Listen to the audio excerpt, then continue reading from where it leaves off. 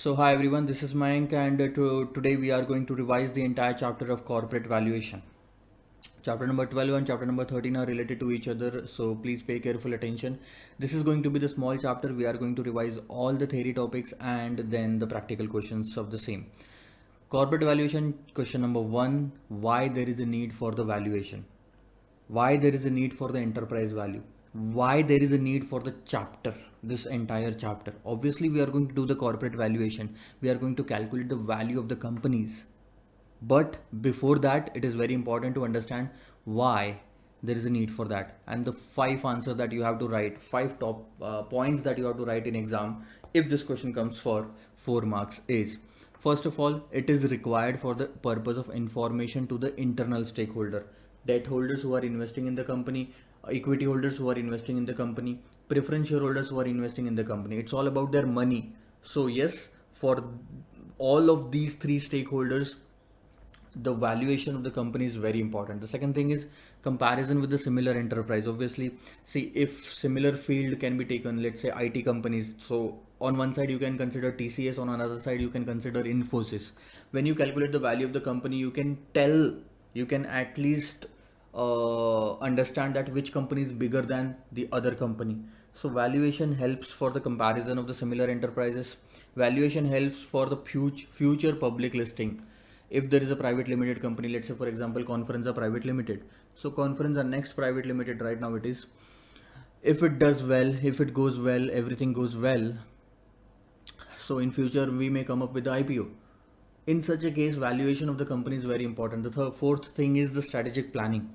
Strategic planning means, in order to, if we have surplus cash, where we can deploy it, and all these answers can be given if we know the value of the company. And the last thing is ballpark pricing. Ballpark pricing means approximate acquisition value of the company.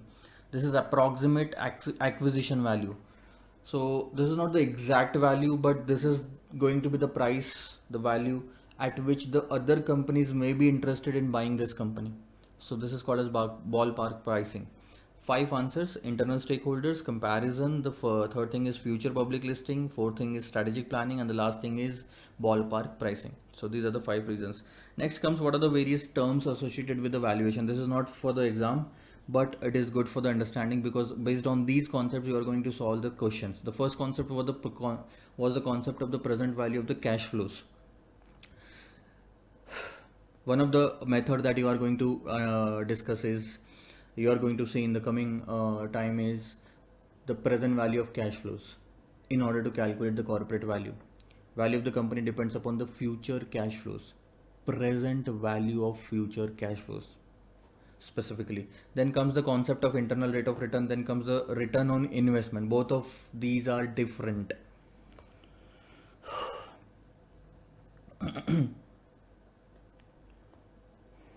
Then comes the perpetual growth rate. This is a concept that we have learned in time value of money in CA foundation. You might have learned again this in capital budgeting in CA inter, again in CA final in security valuation chapter, perpetual growth rate. And the fifth thing is the terminal value.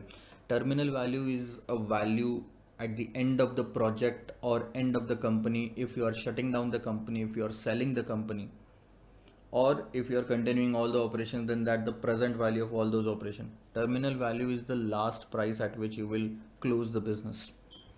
Close the business in terms of selling it to someone else, or we can say perpetual future cash flows also. So terminal value is calculated at the end of the project. So let's say for example, if the cash flows for 5 years are given, then perpetual cash flows are given from 6th year to unlimited time. Unlimited means there is no expiry date. So the terminal value can be calculated at the end of 5th year based on the present value of the future cash flows. So this is going to be the terminal value. Yeah, the most important part of this chapter is these four methods. That's it. These four methods covers almost 95% of the questions. What methods are used in the corporate valuation? There are four different types of methods used in the corporate valuation. The first one is the asset-based valuation model. Asset-based valuation model takes into consideration net assets minus net liabilities, or we can say net assets is equal to total assets minus total liabilities. So that will give you the value of the company. This is called as book value of the company because you are considering the total assets and total liabilities from the book, right? But please understand that all these assets and liabilities will be adjusted. All these assets and liabilities will be adjusted for any kind of additional information. For example, if there is some fixed assets in the assets worth, let's say 200 crore, but it can be realized at 250 crore. So 250 crore should be taken in the total asset, not the book value of 200 crore. Understood? If there is any kind of a contingent liability which is not there in the total liabilities, obviously, so that should also be taken in the total liabilities. What I want to say is take the real value, economic value of the assets and liabilities while calculating the value of the company based on the asset valuation model. Next is the earning based valuation model. What you do in the earning based valuation model, if you want to calculate the value of the company, you take the earning after taxes divided by the cost of equity. So this will give you equity value.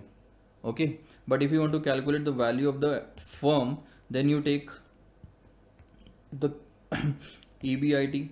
You can take EBIT 1 minus tax. So this is an earnings for debt holders as well as equity holders, and then you divide it with overall cost of capital, which is the cost of debt holders as well as equity holders. This gives you value of the company or firm. This gives you value of equity. So understand the difference between the formula and what results we derive from that. Okay, so both of these are called as earnings capitalization. Both of these are earnings. It depends upon earning is for debt and equity or only for equity. If it is only for equity, divided with cost of equity. If it is for debt and equity, divided with cost of capital. Both are called as earnings capitalization method. The next is enterprise value. The entire thing about this has been discussed in security valuation chapter. No questions are there in corporate valuation, and we have not discussed the same in this chapter as well because the concept is same.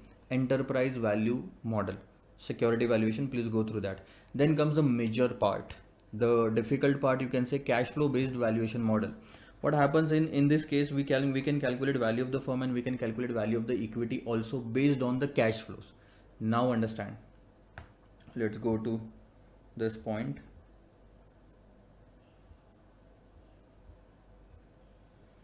Yeah, you remember this? We have discussed all these things. Value of the firm can be calculated based on the present value of future cash flows.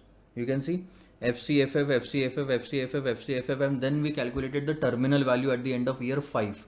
And how did we calculate the terminal value? FCFF divided by overall cost of capital minus growth, KO minus growth. Present value of all the future cash flows will give you value of the firm. Then you can deduct the value of debt from that, you will get the value of equity. Another approach to calculate value of the equity is this: present value of the future cash flows to equity. This approach and this approach is same. The only thing is, if you are calculating value of the equity, take the free cash flows to equity. If you are calculating value of the firm, take the free cash flows to firm. Simple. So this is called as cash flow based valuation model. Okay.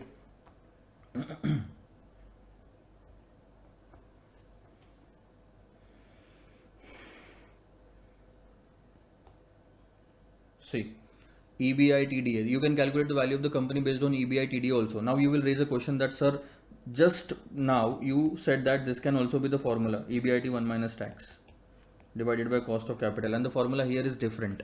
Yes, it is different and it gives you different values, but both are correct.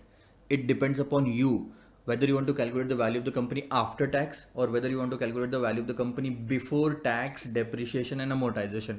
That only difference is this. Both will give you value of the companies only. Whichever method you use in exam, if nothing is given in exam, you should give a note that we have calculated value of the company before tax, depreciation and amortization, or value of the company after tax. Simple. Then comes enterprise value model. EV is equal to market value of the common stock plus preferred equity plus value of the debt. Equity, debt, preference shares, market value of all these three, then plus add minority interest and then deduct the cash and investment. Basically, you are not just calculating the value of the equity in enterprise value. You also calculate that after acquiring this company, what all the payments and liabilities and assets will be there on your side in cash.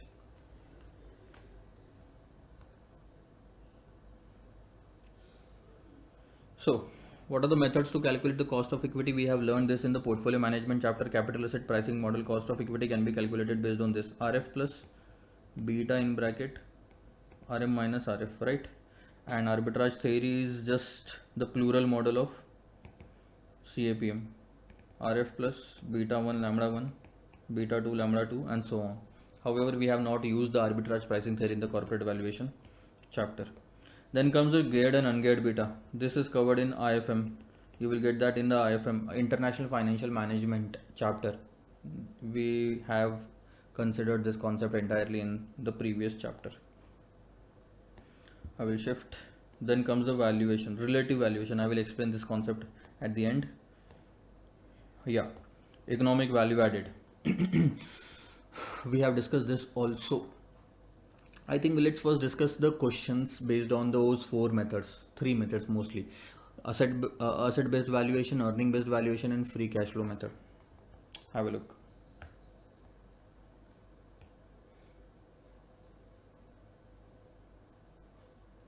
Yeah, this was the first question. If you have read this question, I'm not going to discuss the entire question in this revision video. So this is the question which asks you to calculate the value of equity based on the fair value method. And what was the approach or formula of fair value? It is the average of net asset value method and earnings capitalization method. The weightage of 3 and 1 was given to these.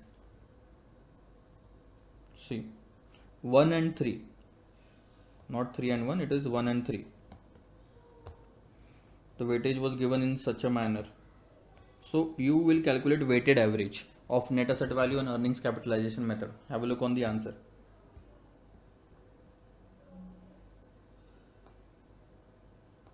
See, first what you did is you calculated the net asset value of both the companies, H Limited and B Limited. Total assets minus total liabilities, and you will realize that total liability includes 300 crore or lakhs crores of contingent liability which was not given in the balance sheet. So that's what I said in the beginning, that you have to consider all the assets and liability, all the additional information also in assets and liabilities. So what we did is we first calculated the net asset value of both the companies, then we calculated the earnings, then we calculated the value of both the companies again using earnings capitalization method. This was the profit after tax, and you can clearly see that if it is a profit after tax, that means this profit is only for the equity shareholder. That's why we have divided it by the cost of equity.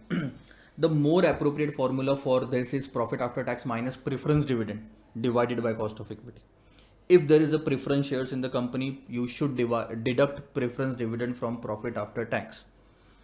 The logic is the numerator should be the profit for equity shareholder, the denominator should be the cost for equity shareholder. That's it. We calculated the value of the company based on this. Then what we did is we calculated the fair value fair value of both the companies. We assigned a weight of 1 to 1000 net asset value and 3 to 3750 the earnings capitalization method, and divided it by 4. Why 4? Because 1 is the weight here, 3 is the weight there. Total weight is 4. So 1 by 4, 3 by 4. This is called as weighted average. 3062.50 is the fair value of the first company. 101.625 is the fair value of the second company. Then we divided it with the number of share. We calculated the number of share. Then we divided it with the number of share, and we got the fair value per share. This is also the fair value, but this is fair value in totality, and this is fair value per share. That's it. This is what the question asked us. Then based on the fair value, they said that if one company is acquiring another company, then what should be the exchange ratio? What we did is just divided the fair value, 875, 156 in the numerator, the target company. This company, the second company was acquired. B Limited was acquired by H Limited. So H Limited's value and B Limited's value have been taken. 156 divided by 875, and that's 0.1787. That's it. This was question number 1. Next, question number 2. Question number 2 asked you to calculate the value of the company. Again, value of the company, and that too range of valuation, means two different range, upper limit and lower limit. And they did not give you how to calculate it. They did not tell you what should be the method. You have to read the question and understand that what should be the method. In that question, it is clearly it can be clearly seen that only two methods can be applied. One was the market value approach. So based on market value, what we did is we calculated, we took the market price per share and then multiplied it with the number of share. We got the market value of the company, 600 crore. Now you will understand that this method was not given in the syllabus, but still it can be used. So that is the range of valuation. Yeah, where was I? In this question, two methods are given. Market value was the first basis and the discounted cash flows was the second basis. Why the cash flows was the second basis? Because the cash flows for the next 3 years were given in the question.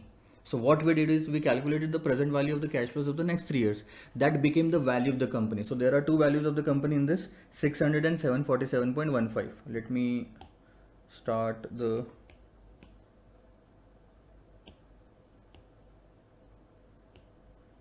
accessibility zoom on. Yeah, so this was the first value based on market value. This was the second value based on the discounted cash flows.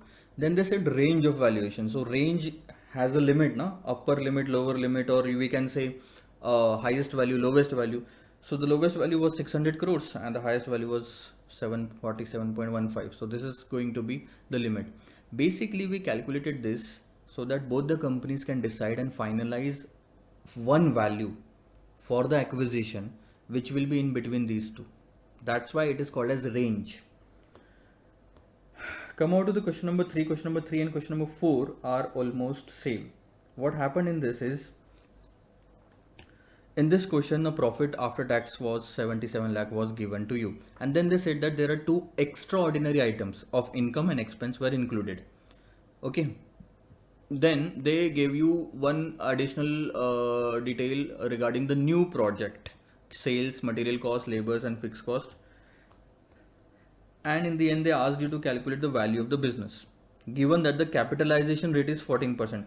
When they clearly says that you have to calculate the value of the business using this capitalization rate, that means we have to use the earnings capitalization method.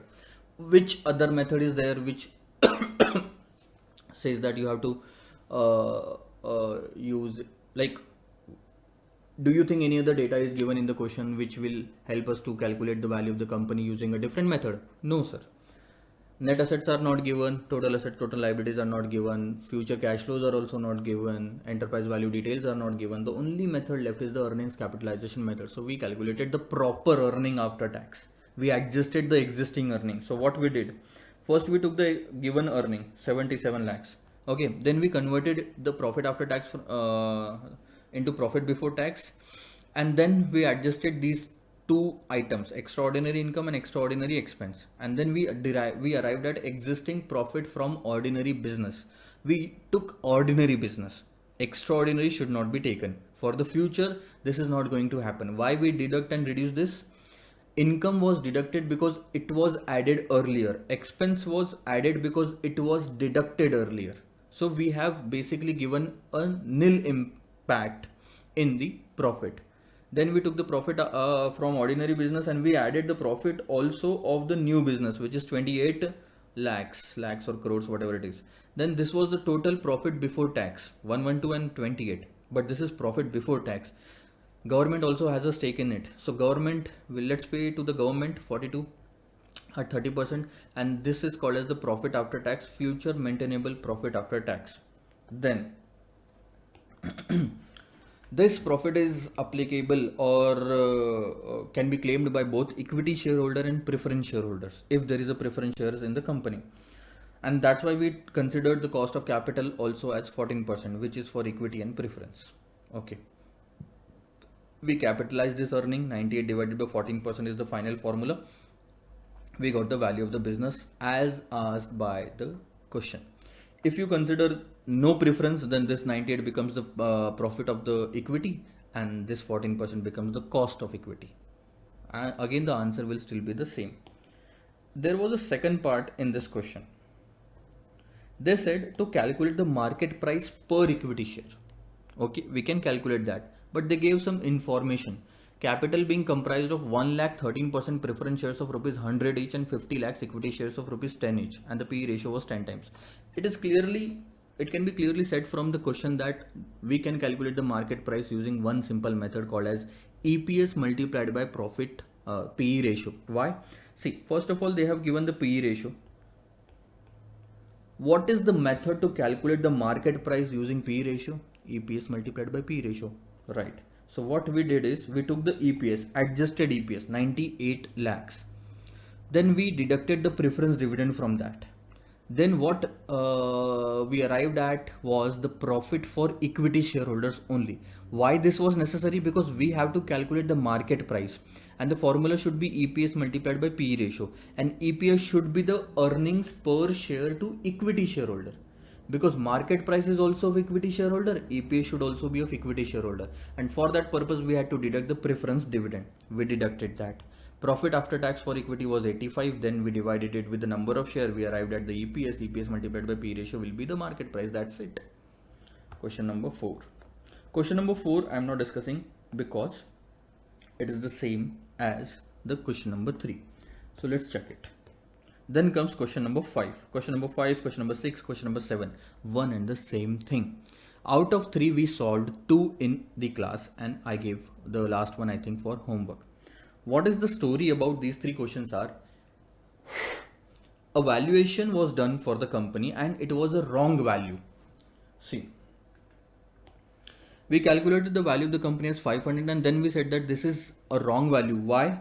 It was based on the future cash flows, but we found that the book values of debt and equity were taken. Instead, we should have taken the market value of the debt and equity, but we did not do that. We took the book values, and that's why the question asks you to find out the correct value of the company. Okay, based on the data given, what we did is we took the wrong value first. This is question number 5. Yeah, here. See, value of the business. According to Gordon's growth model, we took the wrong value first, which is 500 crore, and we found that what was the cost of capital that we used.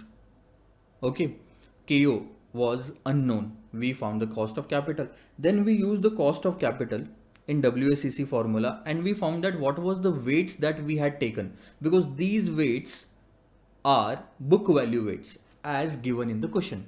So what was the book value weights? 50-50%. That's it. These were the book value weights. Logically speaking, we had started, original story was, we had started with this step and then with this step and then we arrived at 500. But the weights 50-50 was at the beginning itself was wrong, and that's why the entire answer was wrong. Now what we have to do is we have to make the correction. In the question it is clearly given that the market value of equity is 3 times the book value, and the book value weight was 50%, so we took the market value weight as 3 into 0.50, that is 1.5, and the value of the debt in market was equal to the book value, so it was all simple, 1 into 0.50, because it was equal. And now this is our market value weights. 1.5 out of 2 is the market value of equity, 0.5 out of 2 is the book value of the equity. So 75, 1.5 out of 2 is the 75% and 25%. Now these are the final market value weights which we should have used. We did not use that in the previous calculation. Now we are going to use it. So again calculate the WACC using the correct weights, market value weights. We derived 10.50%. Now we use the same cost of capital here in the same formula and we arrived at the correct value of the company. Because the cost of capital means the expectation of the shareholder has increased and we may not be able to fulfill that at the same level of cash flows. That's why the value of the company came down from 500 to 363.64 lakh. This is the correct value of the company. Simple.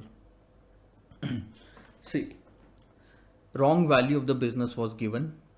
We calculated the wrong WACC based on that. Based on that, we calculated the book value of the weights. We took the book value of weights and converted them into market value weights, which are the correct weights. With the help of that, we calculated the correct WSCC and then we calculated the correct value of the business. The same thing was done in the question number 6 also. So I'm skipping this question as well. The process is same.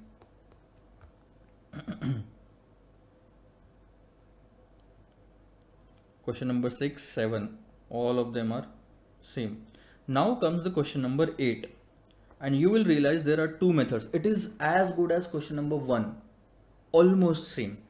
So all the data is given in the question and they asked us to calculate the value of the business. First of all, calculate the total value of the business, and in the question itself they have given that the value of the business should be the average of discounted cash flows and net asset value. So first you calculate the value of the business using net asset value method, then using discounted cash flow method, and then average out. You will get the first answer. Then number of share to be issued to AB Limited. See, first we will calculate this. So first we use the discounted cash flow method. We took year cash flows given in the question, present value factor at 8%, present value, and this is the discounted cash flow method value. Then comes the net asset value, which is 250. So this is discounted, this is net asset, and this is average. Discounted plus net asset divided by 2, this is average. Cool. Now, this much is the value of the company that we are planning to buy. So basically we have to pay this much to the other company, and there are two modes of payment. First, I will show you. We are buying this XY company. We are AB company in this question and we want to buy this company. We did the valuation of this company. The final valuation came down to 421.20 lakhs. Okay. There were two options. Since this company will be merged in this, we have to pay to the shareholders of XY Limited how much? 421.20. And there were two options. Either we can pay cash, we can pay cash, or we will pay equity. In this question, it is clearly said that we are going to pay equity shares of our own company to the shareholders of this company. Simple. Now, if we are paying equity shares of our own company, we have to decide the price of our share also. That means we will assume that we have paid this much, whatever the price is, if we are giving one share to these people. So in the question, it is given that the average price should be taken, which was 500 rupees. AB Limited's average price, highest plus lowest, divided by 2 was 500. If you are issuing one share to the shareholder, that means you have given 500 rupees to them.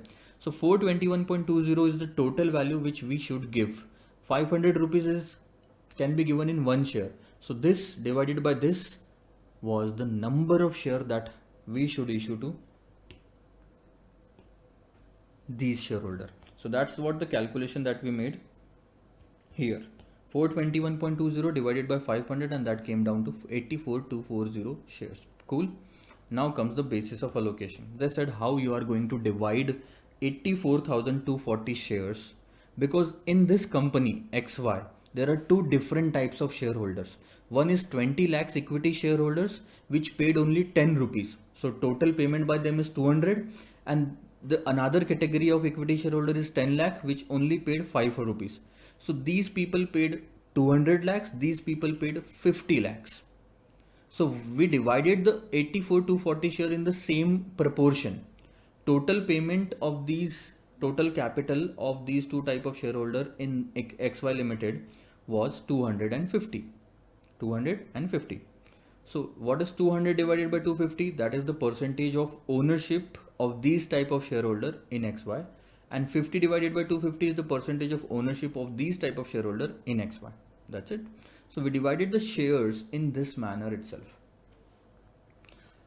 Yeah, you can clearly say when the payment will be made, full payment will be made, the percentage of ownership will be different. See, 20 lakhs and 10 lakhs is the total number of share. If both of them are fully paid up, they are holding 66.67%, and these are holding 33.33% of the ownership. But we did not divide 84,240 shares in this ratio. Why? Because these people have not paid full amount yet, and that's why we took a different ratio based on the total payment made by them. So 84,240 multiplied by 200 paid by them, this type, in 250. So this much shares to be issued of AB company to these type of shareholders. Then this much shares to be issued of AB company to these type of shareholders. That was the basis of allocation. Next question. Question number 9 and 10. Okay, let's take question number 9. Question number 9 is based on the free cash flows to firm. See, they asked us to calculate the value of WXY Limited using the free cash flows to firm and WACC methodology. One and the same thing. WACC at 15% and the discounting rates are given to you in the question. Now these discounting rates only should be used in exam. Please make sure of this. Then what we did in question number 9, I will tell you. They have given the revenues, COGS, operating expenditure, operating expenses, capital expenditure and depreciation, everything of the current year or the past year, we can say. Based on that, we have to increase the revenue by a certain percentage. And based on that increase in the revenue, everything changes in the question. Cost of goods sold, operating expenditure, capital expenditure, depreciation, working capital, everything will change. Now have a look. In question number 9, they said we have to calculate the value of the company. I will straight away go to the final answer.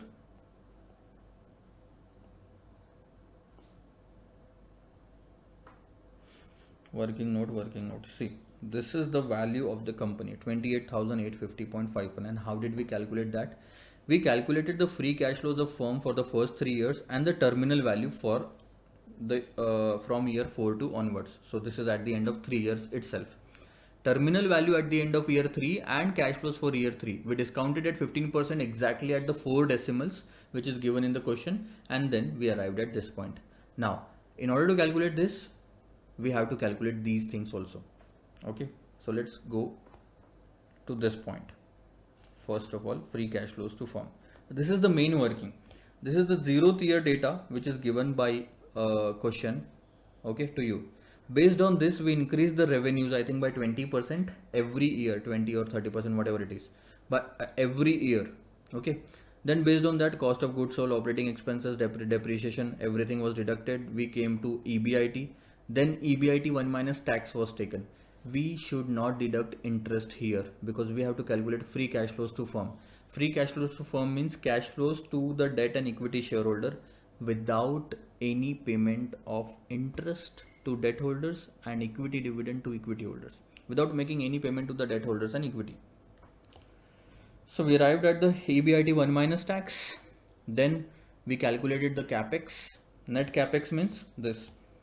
We calculated the capex and then depreciation. So instead of adding depreciation and deducting capex separately, what we did is we deducted the net amount only.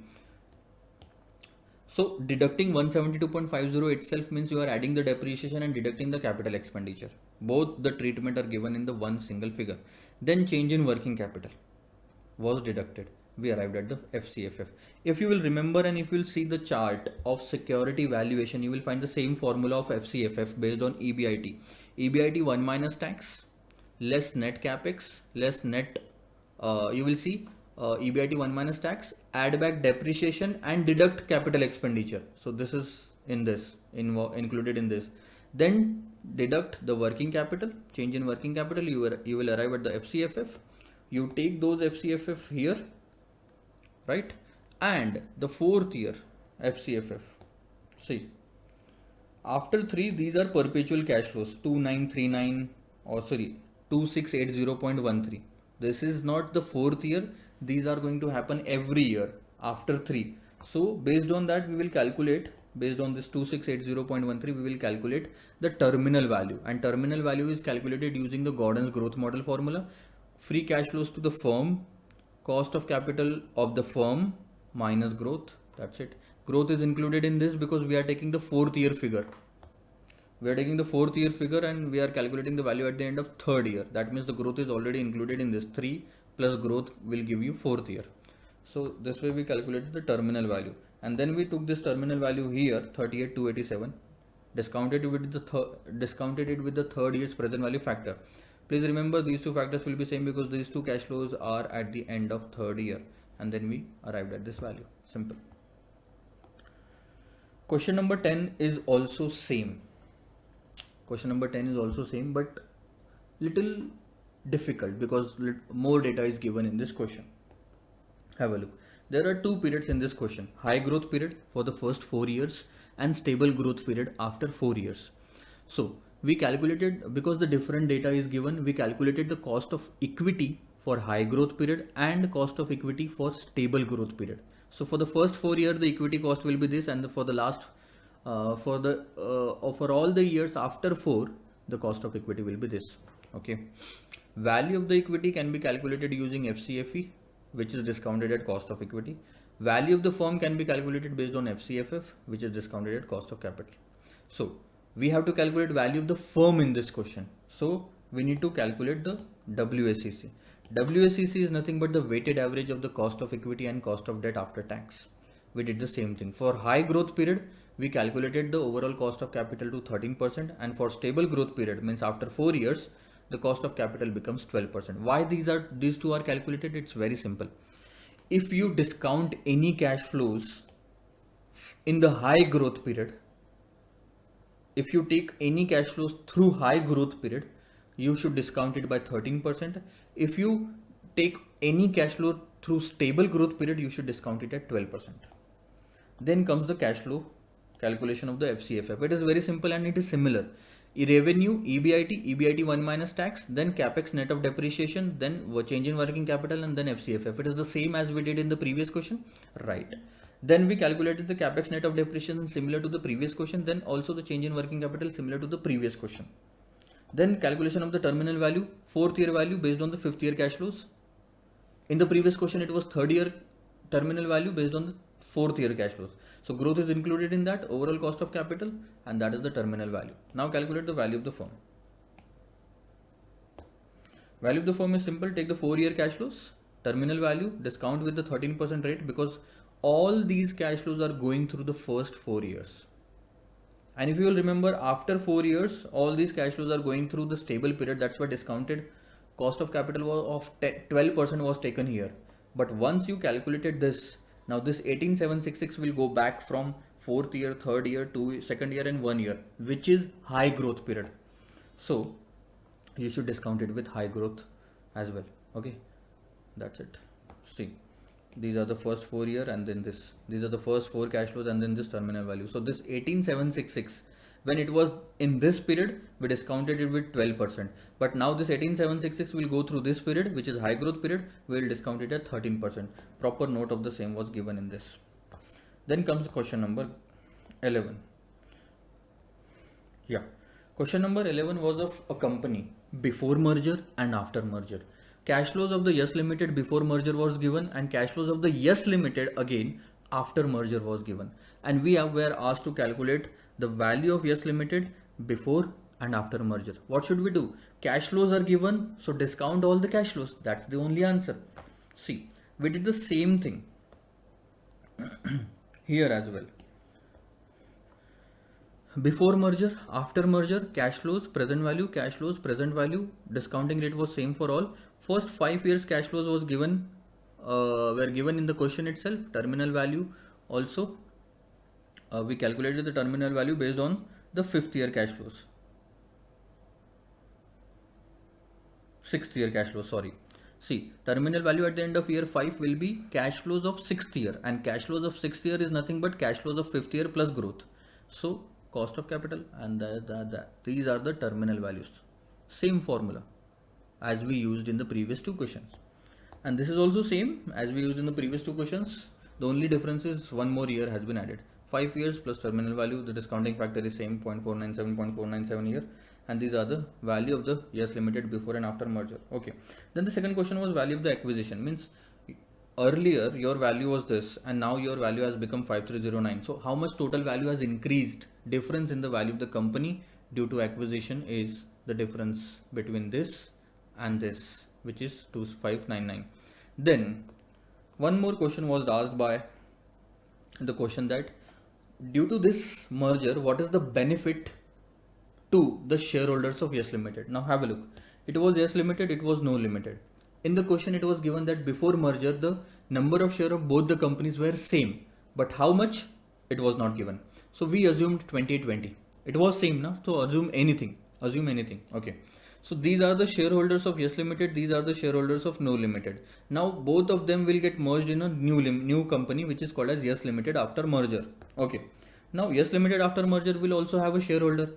In the question, it was given that in this company, these people will be same, and in this company, these people will get half the shares of what they had in No Limited. So if they had 20, they will get 10, and they had 20, and they will also have 20. So these number of shares are same. Yes Limited's number of shares are same in after merger company, but No Limited's number of share have been reduced to 10. Now in this company, in the new company, Yes Limited shareholders hold 20 lakhs shares out of 30, 20 plus 10, and No Limited shareholders hold 10 lakhs only. So basically speaking, the value, basically speaking, 2/3 is the ownership of Yes Limited's old shareholder in after merger Yes Limited. The question was, what is the gain to the shareholder of Yes Limited due to merger? And it is very simple. Value of the Yes Limited shareholder in before merger company was this much, 2708.92. See, 2708.92. But value of the same shareholder in after merger company, only Yes Limited shareholder is 2/3, because this is the total value of the company, which includes No Limited shareholders ownership as well. So we took the 2/3 part only, because 2/3 is the ownership of Yes Limited's previous shareholder. So this is the value of the same shareholders, and this is the previous value before merger. This is after merger. This is the gain to those shareholders. Simple. Question number 12, one of the biggest question. Okay, but again they are asking to calculate the same thing, value of the firm and value of equity. Have a look.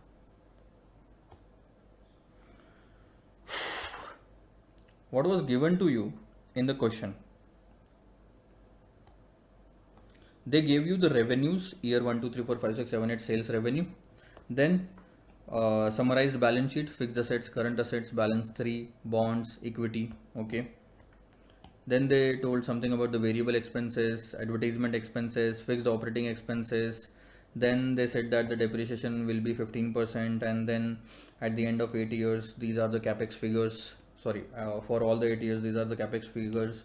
Investment in working capital is at 20% of the revenue. Then the tax rate is 30%, equity cost is 16%. The free cash flows of the firm is expected to grow at 5% per annum after 8 years. So this is the growth rate after 5 years. This will help you to calculate the terminal value. They have asked you to calculate value of the firm and value of the equity. What we did, see, value of the firm minus value of the equity debt will be the value of equity. Okay, so first we will have to calculate value of the firm, and rest of the procedure is simple. So value of the firm will be discounted. What are we going to discount? FCFF. If we want to calculate value of the firm, take the cash flows of the firm and discount it at the firm discount rate, means KO. So FCFF, how to calculate FCFF? If you will see the security valuation chart, you will see the formula of FCFF. EBIT 1 minus tax, add back depreciation, deduct capex, and then deduct change in working capital. Till the previous question, what we have done is we took the capex net of depreciation, and now we are going to do capex net of working capital. This capex net of working capital in this question. The answer is same. If you do it this way, now the depreciation, capex, and change in working capital, the answer will still be the same. Now we will arrive at the FCFF, then we'll calculate the cost of capital. We have the cost of capital in the third working, so divide FCFF, discount FCFF with the cost of capital, you will get value of the firm, and then deduct the debt value, you will get value of the equity. Simple. Have a look. This is the calculation of the depreciation. Simple.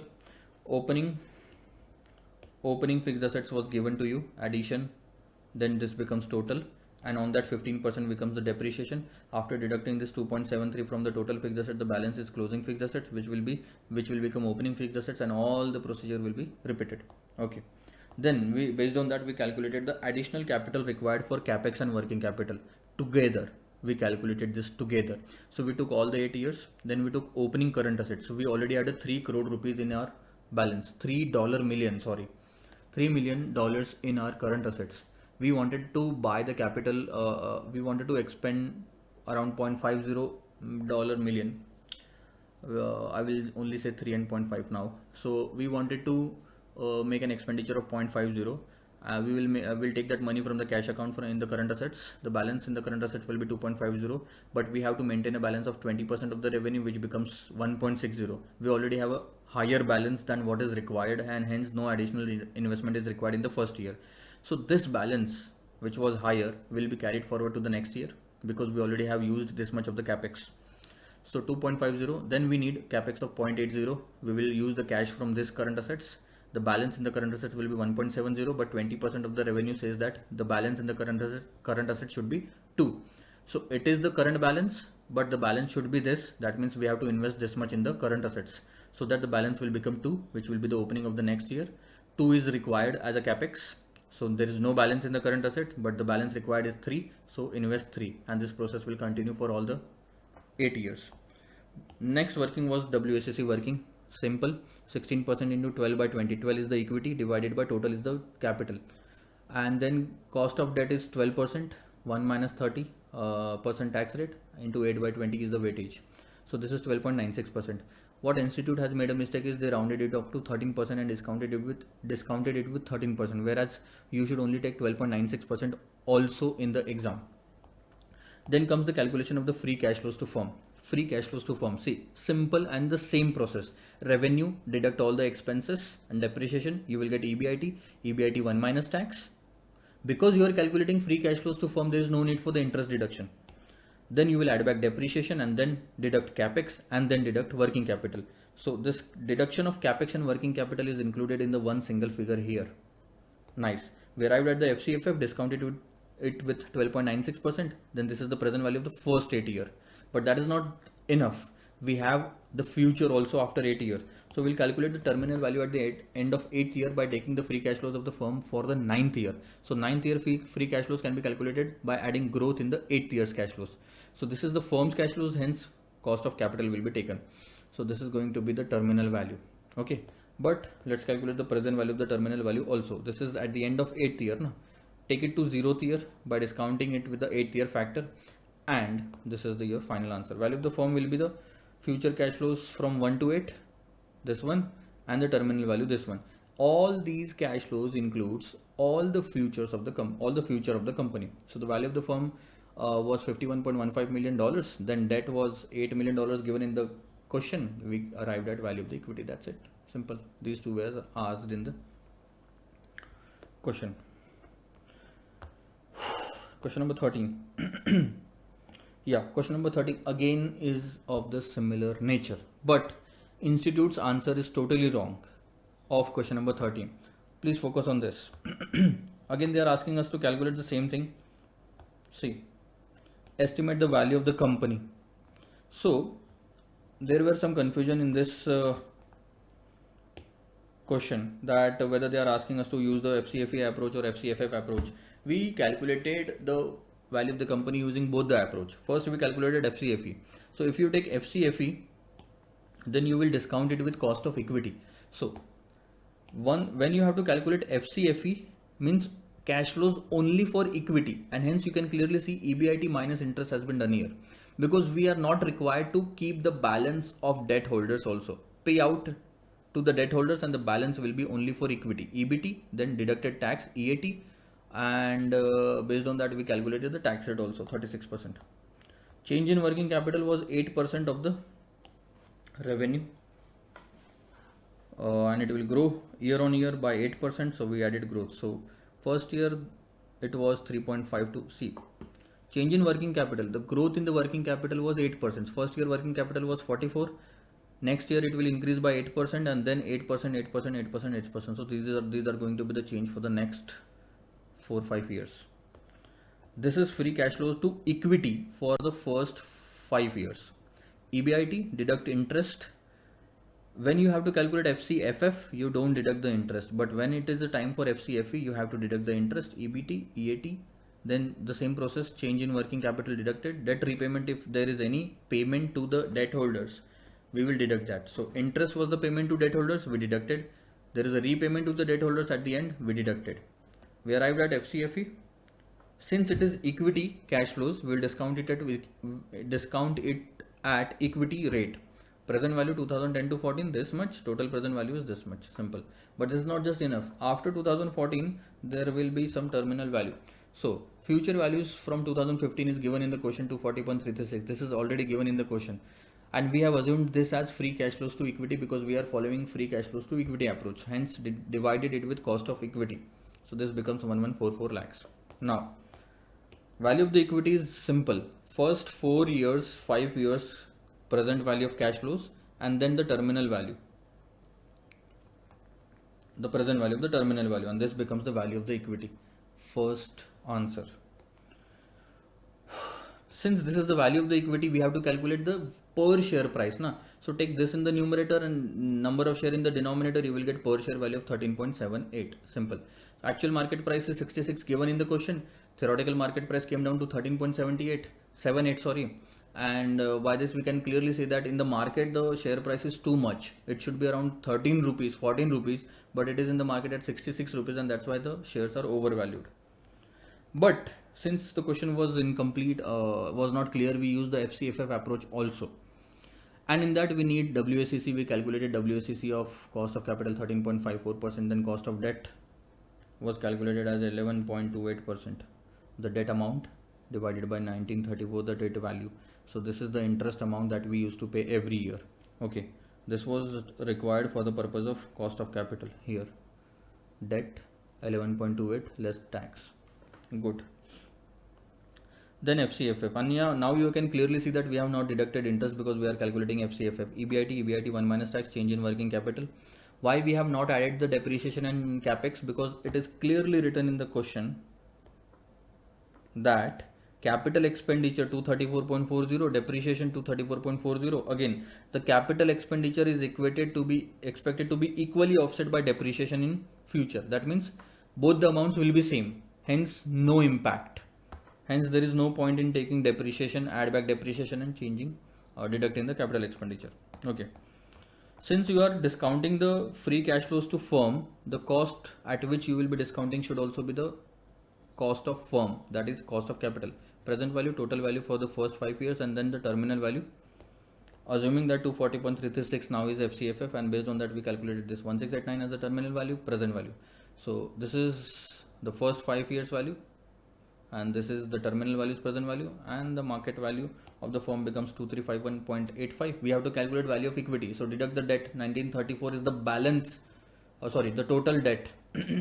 Value of the equity becomes 417. Number of share is 75. When you divide, the theoretical market price comes down to 5.57. It was 13 point something in the previous part. Again the same decision, actual market price is this much, theoretical market price is this much, shares are overvalued because it is in the market. Okay, come down to question number 14. Question number 14 is all about management buyout. There is one personal division, computer division in the company, which the company wants to sell off to the management itself, and management wants to invest in this division, but management wants fund. Management is ready to invest in the company. But they don't have enough fund. See, this is the company who wants to sell their PC division at 265 crore. Okay, management is ready. Management is Mr. Smith, who is ready to invest 60 crores in this company, but the balance 205 crore will be invested by the venture capitalist, an investor. And how they are investing 205 crore? They are bringing in equity of 22.50 crore, debentures of 22.50 crore, and a loan of 160 crores. Okay, now this will be paid equally, 22.50 every year for 6 years, and loan will be paid at one go after 8 years, I think. Okay, since this is paid equally, debenture repayment, we calculated the debenture repayment schedule. So this is a repayment schedule. Installment came down to 5.016. So what we did is, opening was 22.50, interest for the entire year became this much, 2.025, installment made is this, principal is this, closing value is this, which will become opening, and then we calculate the entire repayment schedule. Why? Because we wanted an interest amount separately. Okay, now See, this is the year 1, 2, 3, 4. We took the EBIT. Then we deducted the interest on debt and interest on loan. Interest on loan is same for every year because the principal payment is made at the end in one go. Okay. But interest on debt is changing every year and it is reducing. Why? Because we are making the principal repayment every year in case of interest on debt.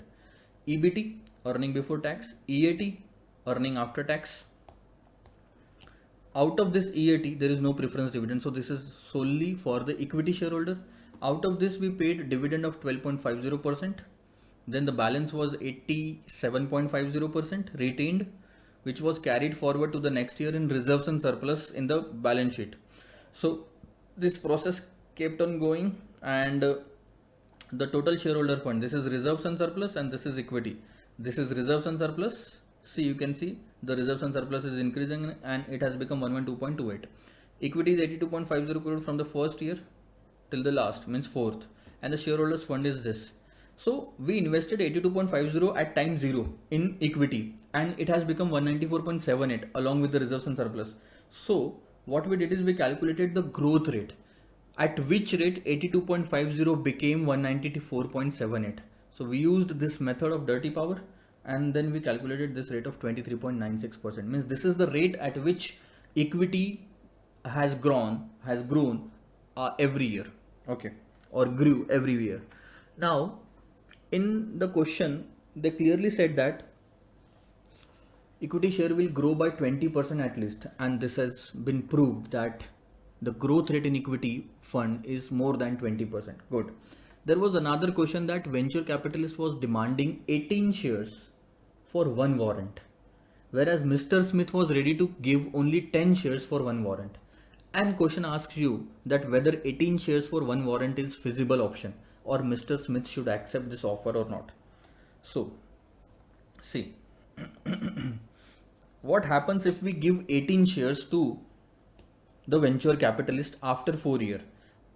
After 4 years, the holding of equity will be Mr. Smith will be holding 6 crore shares in the company and venture capitalist existing holding is 2.25 crore, and after conversion of the debt of 22.50 into 18 shares, he will get 4.05 crore extra, and the total holding of venture capital will be 6.3, which will be more than Mr. Smith, and this will not be acceptable to Mr. Smith, because if this happens, you can clearly see the controlling power, okay, will be in the hands of venture capitalist and not Smith. So what is that we have written? If this deal of 18 share is agreed, then Mr. Smith will lose the control on company as venture capitalist will be holding more than 50% equity. Hence, Mr. Smith should not agree to it and should try to negotiate a deal where he can continue to hold majority of the share. Obviously, Mr. Smith will never want to lose the control on the company, and that's why he should be holding more than 50% if there are only two parties. Then this was all about the valuation, and then we started with the economic value added concept, on which there are lots of questions. Have a look. There are two concepts, economic value added and market value added. The other name to the economic value added is the economic profit also. Okay, we discussed this concept that let's say there is a company, there is a cost of equity, cost of debt, and these people have invested 300 and 100 lakhs rupees in the company. With this, the company made sales of this, cost of this, EBIT, interest, EBT, tax, EAT, and all of these things. So what is the return required by the investor is the weighted average of 10 and 8% on 400. So it was 8.5% on 400, means the return required by the investor was 34 crore, and the company earned for them. How much is the return earned by the company after tax for equity and debt is called as net operating profit after tax. Only profit after tax is the earnings for equity. But if you want to calculate earnings for equity and debt after tax, so you should take NOPAT. NOPAT means EBIT 1 minus tax before making any payment of interest to the debt holders. So 61 minus 0.50 was 30 crore after tax. This is what they earned, the company earned for these people. So EVA is nothing but what was expected by the stakeholders and what was earned by the company for them. We expected 34 crores and company earned only 30 crores. and the EVA is negative 4. It is not a good sign. It is a bad sign. EVA should be positive. So this is the formula. NOPAT, net operating profit after tax minus capital charge. NOPAT is nothing but EBIT 1 minus tax minus WACC into capital investment is the capital charge. Okay. Yeah, you will find a confusion in some places that the formula for NOPAT is EAT plus interest, which is a wrong formula. I will tell you why. Here, earning after tax, this 26 is after tax figure and 8 interest is before tax figure. So basically you are adding after tax figure with the before tax profit. This is the profit to the debt holders. This is a profit to the equity holders. This 26 is the after tax profit of equity holders and 8 is the before tax profit of debt holders. So if you are adding these two, you cannot say 34 is totally after tax. It is not. 8 is not after tax. So you cannot say it as operating profit after tax. You cannot call that because the tax is not deducted from 8. Whereas the original and the true formula of NOPAT is this: EBIT 1 minus tax 60, 1 minus 0.50 30. In this, interest is also included, everything is included, and we are deducting the tax from it 30. Obviously, if you can deduct 8 1 minus 3 30%, 30 or no, so 50%, then it will also be 30, and then it can be called as NOPAT. NOPAT can be EAT plus interest minus tax on interest. Understand this. NOPAT is a profitability measure in which a company's profit is calculated excluding the effect of leverage by assuming that the company does not have any debt in its capital. This is assumption, and in turn ignores the interest payment and the tax advantage. Ignores the tax advantage which companies get by issuing the debt in their capital. Market value added is very simple: excess of the market value of investors over book value. So market value is market price multiplied by number of share minus book value. So let's say market price is 10, number of share is 7 crore. So total market value is 700 crore, book value is 500 crore, total assets minus liabilities. Market value added will be 200 crore. Based on that, we calculated all the question from question 15 to question 15, 16, 17, 18, 19, 20, 21, 22 and 23. I am not discussing it because the formula and everything is used in that. Simply you can get it. Then comes question number 24. Means I don't think so that if there is any need to discuss this EVA questions, because it's very simple. Only small adjustments are there. Okay. So I'm straight away going to question number 24. Yeah. Now the situation in this question 24, you can pause it and you can read the question if you want. Total holding is 100%. Okay. Promoters holding is 84% and free float holding will be the balance, means 16%.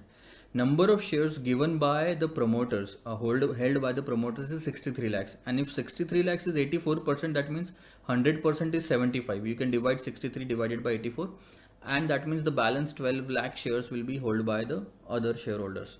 Market capitalization of free float is given as 1920 lakhs. Now we have to calculate the total number of shares. We started the answer from here. Shares with the promoter divided by promoters holding will give you 75 lakhs. 63 divided by 84%. Now free float number of shares is 12 lakh because 75 is total, 63 is held by the promoters, free float holding is 12 lakhs. Then market price is very simple. The market capitalization of free float and the number of share of free float will give you the market price. Okay. Then EPS is very simple. Market profit after tax divided by number of share will give you EPS. Or you can calculate EPS as profit market price divided by P ratio if P ratio is given. Then P ratio, they asked us to calculate the P ratio first thing. So we will calculate the P ratio as market price divided by EPS. EPS is 6.4, market price is 160, the P ratio will be 25. Then they said that SEBI said that the promoters need to bring down their holding from 84% to 75%, and they can do it by selling their shares or they can do it by issuing the bonus shares to the minority shareholder. Promoters of this company decided to go for the bonus issue. entire bonus will be given to the minority shareholder, that so that automatically our holding will bring down to 75%. So we do not want to sell a single share. 63 was there earlier, 63 will be held by the promoters now also. The total will increase. So if 63 is assumed to be 75%, then the total number of shares in the company should be 84 lakhs. That, and the existing number of share in the company is 75. That means the new share that we have to issue is 9 lakhs, and the entire 9 lakh shares will be given to those shareholders who are holding 12 lakh shares. So the ratio is 9 is to 12, that means 3 is to 4. That means all the minority shareholders who are holding 4 shares will be given 3 as a bonus. So after bonus issue, what will happen? 63 will be held by promoters, minority will hold 21, the total will be 84. 75%, 25%, 100%. Okay. Total market value is 1200 lakhs. See, by issuing the bonus, nothing changes. The market value does not changes because there is no cash inflow or outflow in the company. Market value will still remain same. Market price will change. So market value before bonus issue and after bonus issue will be 1200 lakhs only. Market price will change. Before bonus issue is 12,000 divided by 75, and after bonus issue is 12,000 divided by 84. This is free float market cap. They asked us in the fourth part to calculate free float market. That is very simple. Market price after the bonus issue multiplied by number of shares. Total market price after the bonus issue is 142.86, which was calculated here, and the total number of shares of free float was 21. So 3000 lakh is the free float market capitalization, or else you can do it in this manner. Simple way is 12,000 is the total value, 25% is their holding, 3000. Simple. Okay, question number 25 and 26 are one and the same, and they were thinking about some kind of a sales strategy, that if we implement a sales strategy for the next 4 years, there will be a certain growth in the sales. So what we did, present value of the free cash flows to the firm, we calculated this. The answer to this question, the main requirement of this question is whether this strategy is viable. How did we answer this question? By calculating the value of the company after adopting this strategy and value of the company before this strategy. If after adopting this strategy the answer is more, the value is higher, then the strategy is viable, otherwise it is not. So we took the figures of, this is question number 25. Okay, so we took the revenue 40,000, then we increased it by the given percentage. We increased the earning after tax, which was 10.50% of this. Depreciation added back, capex deducted, working capital deducted. You remember all these are same. EBIT 1 minus tax or EAT, here one and the same thing. Add back depreciation, deduct capex, change in working capital, this will be FCFF. Okay, interest is not deducted here because we are calculating FCFF. Then discount it with the 15%, and this is the first 4 years present value. Then we will calculate the terminal value as well. Terminal value is at the end of 4th year will be the 5th year cash flows divided by cost of capital. This is the terminal value, and this is the present value of the terminal value. So take all those figures, the first 4 years figures, and then the terminal value, and this is the company's value with strategy. And without strategy, ignore everything, take the profit after tax given in the question. This will become the free cash flows to the firm. Capitalize it perpetually. Terminal value from the very beginning, and this will give you 28,000. That means the conclusion is new sales strategy is viable as the value is more of the company. 27 was all about chop shop approach. See, chop shop approach is not a new concept. It is very simple. Chop shop means you calculate the value of the company based on small basis. In this question, the value of the business was calculated based on the capitalization method, and not just earnings were capitalized, everything was capitalized. Assets were capitalized, earnings were capitalized, and sales were also capitalized. Based on these three bases, we calculated three values of the business, and based on these three values of the business, we calculated the average value of the business, and that's it. So calculate value of the business by capitalizing sales, assets, and operating income. What we did is this. See, based on sales, we took the segment, sales, factor, and divided, capitalized. Because this is the basic formula, no? Value of the business is earnings divided by factor. So factor will go on that side, value will come on this side. So it will be capitalization. Value means the capitalization. So earnings divided by capitalization is this. So if you have to calculate capitalization, see, if you have to calculate the capitalization, earnings will be in the numerator, or sales will be in the numerator, or assets will be in the numerator divided by the factor. That's what we did. Sales in the numerator divided by the factor, capitalized value. Assets in the numerator divided by factor, capitalized value, and the same thing. So we took all these three values divided by 3 means average out. This is going to be the value of business. Simple. Now sometimes what will happen, they will give you a factor in a reverse manner. In this formula, see, factor on that side, value of the business on this side. So what they will give you in the question is earnings divided by capitalization. If they give you earnings divided by capitalization, then this will become the formula. So they may trick you sometimes. It's not always, see, what I want to say is it's not always 75,000 divided by 0.11. Sometimes the factor will be 1 divided by 0.11. At that time 75,000 multiplied by 1 divided by 0.11, whatever the factor is, should be done. It will give you the same answer. So in this question we are dividing. Sometimes it will be for multiplication also. And how to understand and realize that? Just follow this formula. Value of the business is earnings divided by factor. So if you have been given with earnings divided by valuation or capitalization, then you will divide. If you have been given with capitalization divided by earnings, then you will multiply. Question number 28 was very simple. They asked us to calculate the value of the business on various topics. So on the basis of PE ratio, the value of the company was PE ratio multiplied by profit, 9 into 50.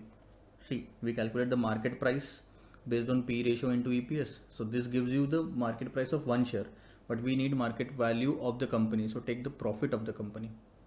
Dividend yield, if you remember, the same concept was taught by me in bond valuation chapter. Current yield is equal to interest by market price, but this is for the bond value. What is for the market price? For market price, it will be dividend divided by current yield. For bond, it is interest divided by current yield. For equity, it will be dividend divided by current yield. So dividend is 40, current yield is 0.06, the value of the company is 666.66. Then dividend growth model is, everyone is familiar about this dividend growth model. Since you have to calculate the value of the company, take the entire dividend, 40 crores, it will give you 520 crores. Book value to already given, and net realizable value is the book value adjusted with these two figures, net realizable value. So these are all the questions. Then comes the relative valuation method. Relative valuation concept is very simple. I will tell you. First of all, relative valuation means you are comparing your company with the other companies based on different factors or different multiples. One of the basic multiple is the price, and then we took the price, market price of four different companies. Let's say ABCD. Market price of all the four companies has been taken. Then first we'll take EPS of all the four companies, and based on market price divided by EPS, we calculated PE ratio. So PE ratio of all these companies are there. Now, how we are going to use this? What is relative valuation? Now you are comparing your company's PE with other companies' PE. So you can clearly see what is the meaning of 5 PE, 12 PE, 10 PE and 4 PE. It means that how much we are paying for 1 rupees of EPS.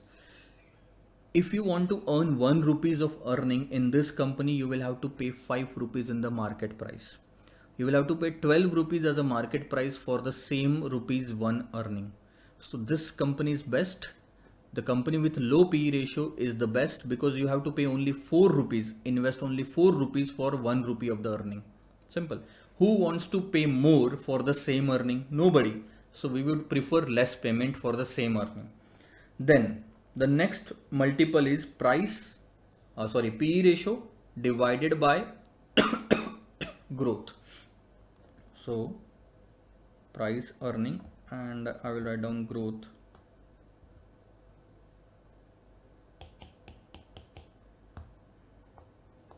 See, P ratio divided by growth. So this is the P ratio. Let's say the growth is 5% of this company. So P by growth is 1.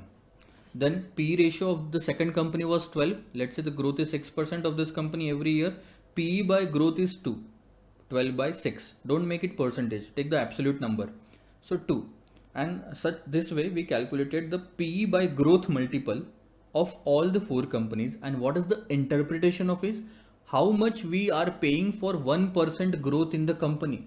It means you have to pay 1 rupees for 1% growth, because you are paying 5 rupees for 5% growth. So 1 rupees for 1% growth, 2 rupees for 1% growth, 2.5 rupees for 1% growth, and 0.4 rupees for 1% growth. So which is better? 0.4, because you have to pay less for the same percentage of growth. Then comes the price to book value multiple. This is another method. Take the market price divided by book value, it will come to 4. That means for every 1 rupees of the book value, you will have to invest 4 rupees in market. Market price to sales ratio, P by S. Market price divided by sales. That means how much we are paying to generate 1 rupees in sales of this company. So you are paying 20 paisa to generate 1 rupees of sales in this company. 50 paisa for the same sales, 30 paisa for the same sales, 25 paisa for the same sales. Obviously, you will prefer to go with the least amount of investment for the same sales. So this is how you compare. When you do the comparison, this is called as relative valuation. Simple concept. And the last concept in your syllabus of corporate valuation is shareholders value analysis, which is just a new concept, but which is just the simple concept.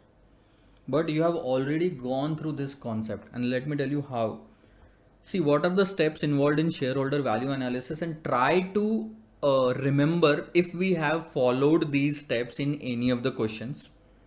First, arrive at the future cash flows by using a judicious mix of the value drivers. That means the whatever the data given.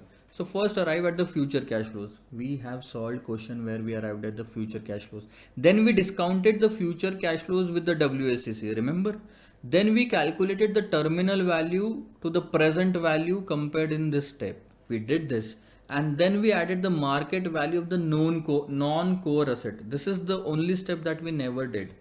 Then reduce the value of the debt from the result in step D to arrive at the value of the equity. We also did the last step. Value of the firm minus debt is equal to equity. So this is the last step. And what is non-core assets? Non-core assets, I will tell you. Let's go to the institute's material now for the same.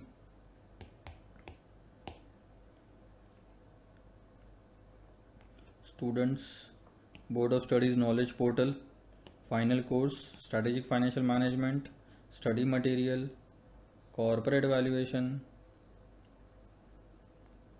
and I will go directly to that topic.